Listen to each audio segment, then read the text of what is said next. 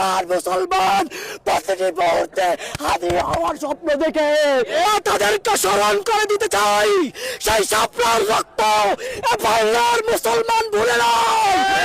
চব্বিশের রক্ত বাংলার মুসলমান ভুলে নাই, বলবে না। যতক্ষণ পর্যন্ত শরীরে এক পুরো রক্ত বিন্দু থাকবে বাংলার জমিনে প্রতিদিন শত শত হাদি জন্ম নিবে। এক হাদিকে তোমরা অবরুদ্ধ করেছ, এক হাদিকে তোমরা কফিনে বলেছ। শুনে রাখো, শুনে রাখো, এ বাংলার জমিনে আবার হাজার হাজার হাদির জন্ম হয়েছে। আমরা চাই আমাদের হাদি ভাই কি করতে জানেন?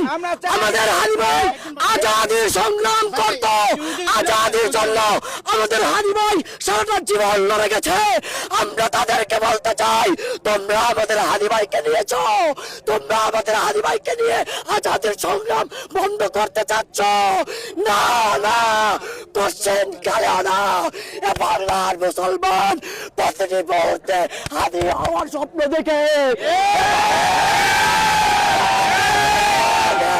ঢাকা শহর না, সিলেট না,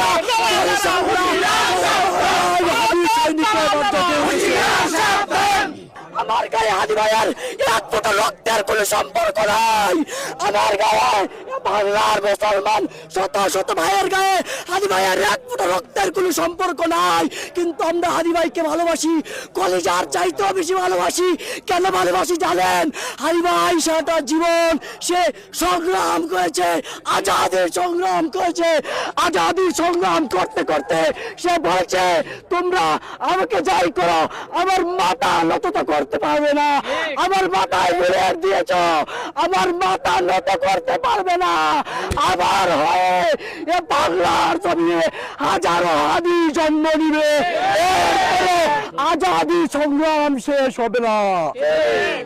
ইনশাআল্লাহ, ইনশাআল্লাহ, ইনশাআল্লাহ। বাংলার মুসলমান, ঢাকা শহরের মুসলমান দিল্লি যেন না হয়, যেন ভারতের অগ্রসরদের আওতায় না যায়। আজাদির সংগ্রাম শুধু এখন না, রক্ত এক ফুটা থাকতেও আমরা আজাদির সংগ্রাম করেই যাব। হাদি ভাইয়ের ঐতিহ্য রক্ষা করেই যাব।